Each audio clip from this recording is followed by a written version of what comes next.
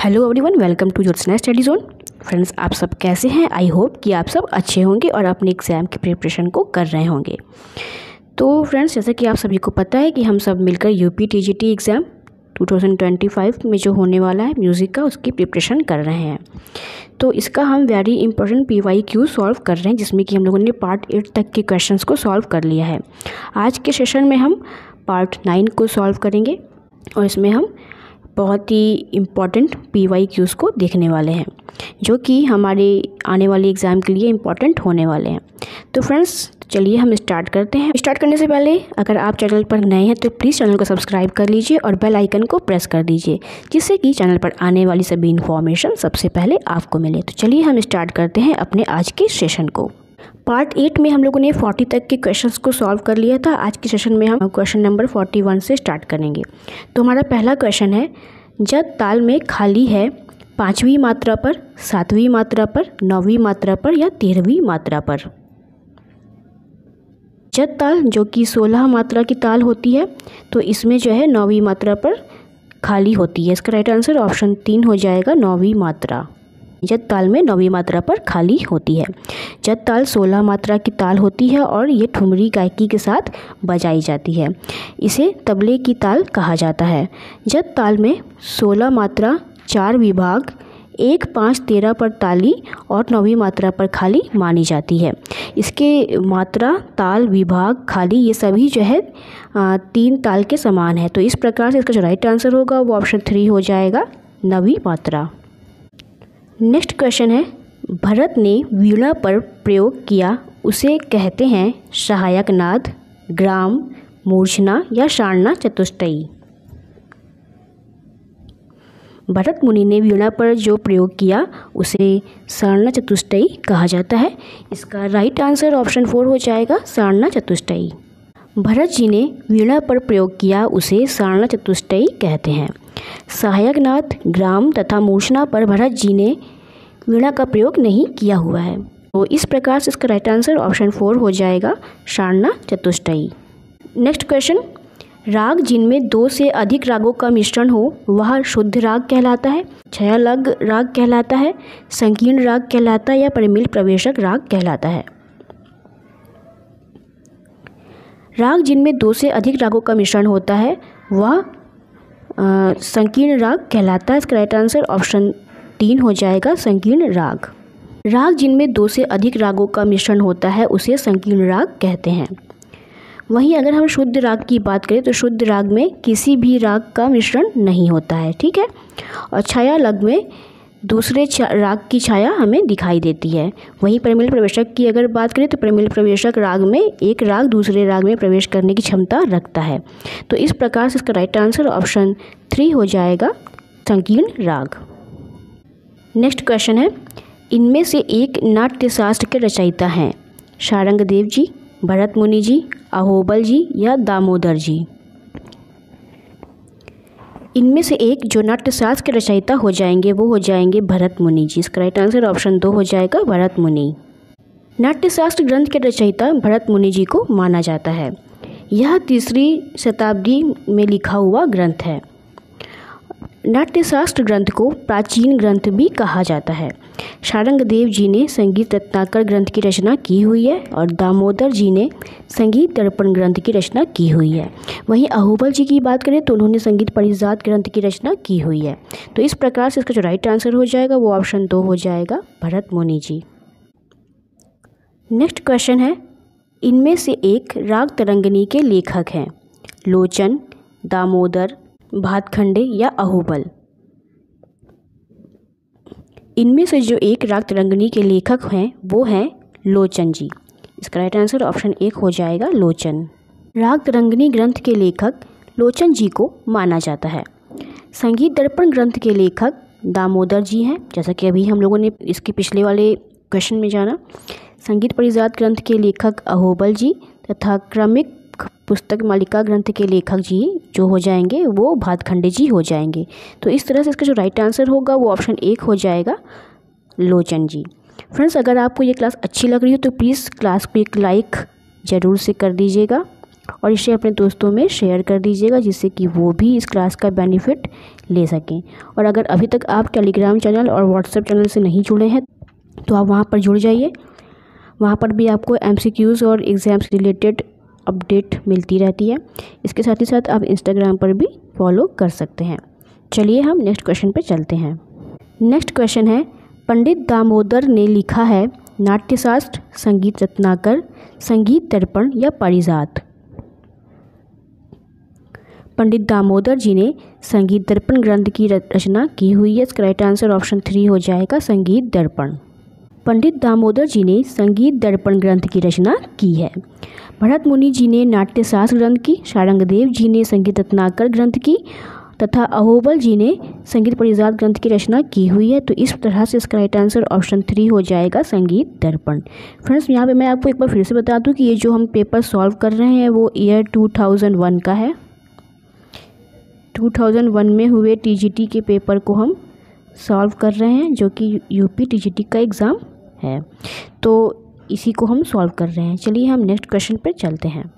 Next question है, अकबर के दरबारी गायक थे तानसेन, रहीम सेन, बीरबल या हरिदास। अकबर के दरबारी गायक तानसेन जी थे। इसका राइट आंसर ऑप्शन 1 हो जाएगा, तानसेन। अकबर के दरबारी गायक तानसेन जी को माना जाता है। तानसेन जी के गुरु का नाम स्वामी हरिदास जी था। ठीक है, तानसेन जी अकबर के दरबारी कवि थे। इसका राइट आंसर ऑप्शन 1 हो जाएगा, तानसेन। और तानसेन जी के गुरु जो हो जाएंगे वो स्वामी हरिदास जी हो जाएंगे। ठीक है, तानसेन जी के पुत्र रहीम सेन जी हो जाएंगे। और अकबर के दरबार में बीरबल भी थे, जो कि उनके सेनापति के रूप में कार्य करते थे। तो इस तरह से इसका राइट आंसर ऑप्शन 1 हो जाएगा, तानसेन। नेक्स्ट क्वेश्चन है, पंडित पलुस्कर किस घराने से जुड़े थे? पटियाला घराना, किराना घराना, आगरा घराना या ग्वालियर घराना। विष्णु दिगंबर पलुस्कर जी ग्वालियर घराने से संबंधित थे। इस घराने से ये जुड़े हुए थे। इस प्रकार से इसका राइट आंसर ऑप्शन 4 हो जाएगा, ग्वालियर घराना। पंडित पलुस्कर जी ग्वालियर घराने से जुड़े हुए थे। पलुस्कर जी पटियाला, किराना तथा आगरा घराने से संबंधित नहीं थे। इन्होंने कर्नाटक संगीत पद्धति की स्थापना की हुई थी। तो इस तरह से इसका राइट आंसर ऑप्शन 4 हो जाएगा, ग्वालियर घराना। नेक्स्ट क्वेश्चन है, पंडित भातखंडे जी का उपनाम था विष्णु नारायण, दिगंबर पलुस्कर, विष्णु राय या चतुर पंडित। विष्णु नारायण भातखंडे जी का उपनाम जो था वो चतुर पंडित था। इसका राइट आंसर ऑप्शन 4 हो जाएगा, चतुर पंडित। भातखंडे जी का उपनाम चतुर पंडित था। भातखंडे जी ने हिंदुस्तानी स्वरलिपि पद्धति की रचना की हुई है। इन्होंने स्वरलिपि पद्धति और ताल लिपि पद्धति हिंदुस्तानी दोनों की रचना की हुई है। तो इस प्रकार से इसका राइट आंसर ऑप्शन 4 हो जाएगा, चतुर पंडित। नेक्स्ट क्वेश्चन है, चिकारी से कौन सा स्वर निकलता है? पंचम, मध्यम, गंधार या षड्ज। ये चारों ही स्वर जो हैं ये ताड़, षड्ज, ताड़ सप्तक के स्वर हैं। ताड़ सप्तक के स्वर हैं चारों। तो आपको बताना है कि इसमें से कौन सा स्वर चिकारी से निकलता है। तो चिकारी का तार जो कि सितार में हमें मिलता है देखने को, तो इसमें से ताड़ सप्तक का षड्ज स्वर निकलता है। इसका राइट आंसर ऑप्शन 4 हो जाएगा, ताड़ सप्तक का षड्ज। चिकारी से ताड़ षड्ज का स्वर निकलता है। चिकारी के तार का प्रयोग सितार वाद्य में किया जाता है और सितार एक तत्वाद्य होता है। तो इस तरह से इसका जो राइट आंसर होगा वो ऑप्शन 4 हो जाएगा, तार सा। नेक्स्ट क्वेश्चन है क्वेश्चन नंबर 51। पेशकारा निम्न से संबद्ध है? पखावज से, तबला से, ढोलक से या नाल से। पेशकारा जो है वो तबला से संबद्ध है। इसका राइट आंसर ऑप्शन 2 हो जाएगा, तबला। पेशकारा तबला वाद्य से संबंधित है। तबला एक अवनद्य वाद्य होता है और तबला वाद्य पर स्वतंत्र वादन का प्रारंभ पेशकारा से ही किया जाता है। पखावज, ढोलक तथा नाल वाद्य पर पेशकारा नहीं बजाया जाता। इस तरह से इसका जो राइट आंसर होगा वो ऑप्शन 2 हो जाएगा, तबला। पखावज, तबला और ढोलक और नाल, ये चारों ही जो है वो अवनद्य वाद्य होते हैं। ठीक है, ये चारों ही अवनद्य वाद्य की श्रेणी में आते हैं, लेकिन पेशकारा जो है वो तबला से संबंधित होता है। तो इस तरह से इसका राइट आंसर ऑप्शन 2 हो जाएगा। नेक्स्ट क्वेश्चन है, निम्न में से कौन सा जोड़ सबसे ज़्यादा उपयुक्त है? कौन सा जोड़ या जोड़ा या फिर जोड़ी सबसे ज़्यादा उपयुक्त है?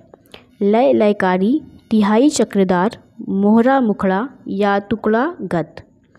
तो इनमें से कौन सा सबसे ज़्यादा की बात हो रही है? आप लोग इसकी लैंग्वेज को समझने की कोशिश कीजिए। तो निम्न से जो जोड़ा सबसे ज़्यादा उपयुक्त है वो ऑप्शन 1 हो जाएगा, लय और लयकारी। तो इसका राइट आंसर ऑप्शन 1 हो जाएगा, लय लयकारी। नेक्स्ट क्वेश्चन, तिहाई निम्न में से संबद्ध है? तबला से, पखावज से, तबला और पखावज दोनों से, या इनमें से किसी में भी नहीं। तो तिहाई जो है वो तबला और पखावज दोनों से ही संबद्ध है। इसका राइट आंसर ऑप्शन 3 हो जाएगा, तबला और पखावज। तिहाई तबला तथा पखावज दोनों से ही संबंधित है। तिहाई का अर्थ होता है किसी बोल समूह को बिना परिवर्तन के धा सहित 3 बार बजाना, तो उसे हम तिहाई कहते हैं। ठीक है, किसी बोल समूह को बिना परिवर्तन के धा सहित 3 बार बजाने को तिहाई कहते हैं। तिहाई जो है 2 प्रकार की होती है। कौन कौन सी? एक होती है दमदार तिहाई, दूसरी होती है बेदमदार तिहाई। तो इस प्रकार इसका राइट आंसर ऑप्शन 3 हो जाएगा, तबला और पखावज। नेक्स्ट क्वेश्चन, तबले की जन्मभूमि मानी जाती है? इराक, भारत, पाकिस्तान या ईरान। तबले की जन्मभूमि भारत को माना जाता है। इसका राइट आंसर ऑप्शन 2 हो जाएगा, भारत। तबले की जन्मभूमि भारत मानी जाती है। तबले का आविष्कार अमीर खुसरो जी ने किया था। तो इस प्रकार से इसका राइट आंसर ऑप्शन 2 हो जाएगा, भारत। नेक्स्ट क्वेश्चन है, दिल्ली घराने के संस्थापक हैं? कल्लू खां, तुल्लन खां, सिद्धार्थ खां या रोशन खां। दिल्ली घराने के संस्थापक उस्ताद सिद्धार्थ खां हैं। इसका राइट आंसर ऑप्शन 3 हो जाएगा, सिद्धार्थ खां। दिल्ली घराने के संस्थापक उस्ताद सिद्धार्थ खां को माना जाता है। दिल्ली घराने को पश्चिम बाज भी कहा जाता है। कल्लू खां, बुल्लन खां तथा रोशन खां को दिल्ली घराने का संस्थापक नहीं माना जाता। दिल्ली घराने को किनार का बाज भी कहते हैं। तो इस प्रकार से इसका राइट आंसर ऑप्शन 3 हो जाएगा, सिद्धार्थ खां। कि तुल्लन नहीं, इसको आप बुल्लन कर लीजिए। नेक्स्ट क्वेश्चन है, करताल श्रेणी का वाद्य है? तत्, घन, अवनत या शुशिर। करताल किस श्रेणी का वाद्य है? तो करताल जो है वो घन श्रेणी का वाद्य होता है। इसका राइट आंसर ऑप्शन 2 हो जाएगा, घन। करताल घन श्रेणी का वाद्य है। सितार तत्वाद्य होता है, तबला अवनद्य वाद्य होता है तथा शहनाई जो है वो एक शुशिर वाद्य होती है। तो इस प्रकार से इसका राइट आंसर ऑप्शन 2 हो जाएगा, घन। नेक्स्ट क्वेश्चन है, तानसेन, समोखन सिंह, ब्रजचंद व श्रीचंद राजपूत किस गायन शैली से संबंधित हैं? ध्रुपद, धमार, होली या चतुरंग। तानसेन, ब्रजचंद, समोखन सिंह और श्रीचंद, ये चारों ही जो हैं वो ध्रुपद गायन शैली से संबंधित है। इसका राइट आंसर ऑप्शन 1 हो जाएगा, ध्रुपद गायन शैली।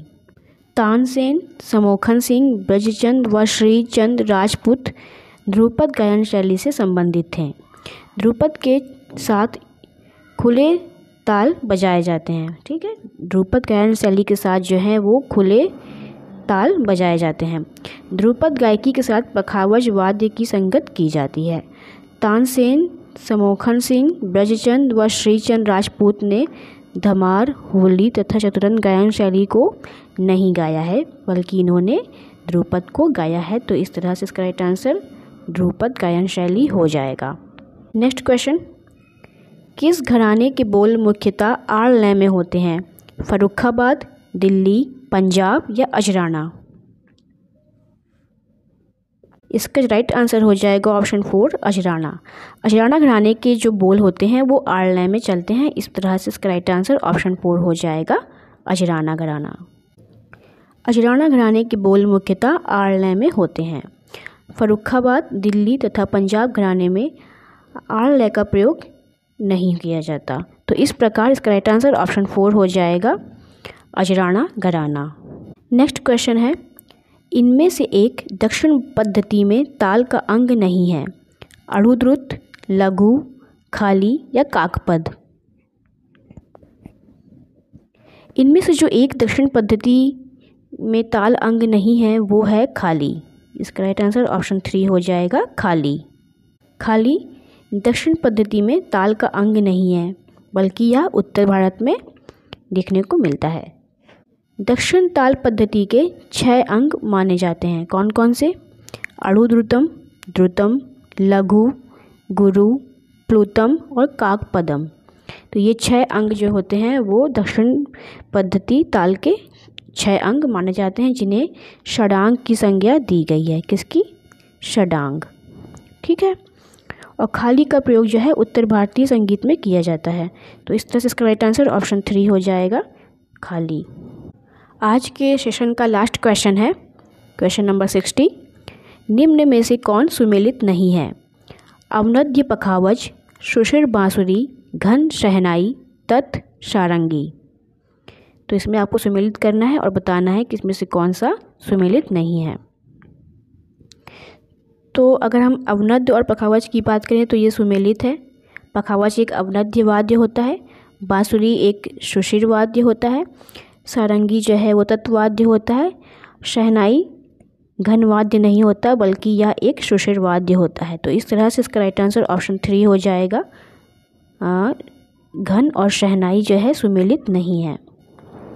शहनाई घन वाद्य नहीं है, शहनाई एक सुशिर वाद्य होता है। तबला पखावज अवनद्य वाद्य है, बांसुरी सुशिर वाद्य है, सारंगी तत्वाद्य के अंतर्गत माना जाता है। तो इस तरह से इसका राइट आंसर ऑप्शन 3 हो जाएगा, घन और शहनाई। तो फ्रेंड्स, ये थे आज के सेशन के क्वेश्चंस। आपको कैसे लगे कमेंट में ज़रूर से बताइएगा, और अगर कुछ प्रॉब्लम हो रही है तो आप कमेंट बॉक्स में पूछ सकते हैं। इसके साथ ही साथ आप दोस्तों स्टडी जोन के व्हाट्सएप चैनल, इंस्टाग्राम चैनल और टेलीग्राम चैनल से भी ज्वाइन हो सकते हैं, जिसका लिंक मैंने डिस्क्रिप्शन बॉक्स में दिया हुआ है। तो चलिए फ्रेंड्स, हम मिलते हैं नेक्स्ट वीडियो में। तब तक के लिए अपनी पढ़ाई को कंटिन्यू करते रहिए। Thank you.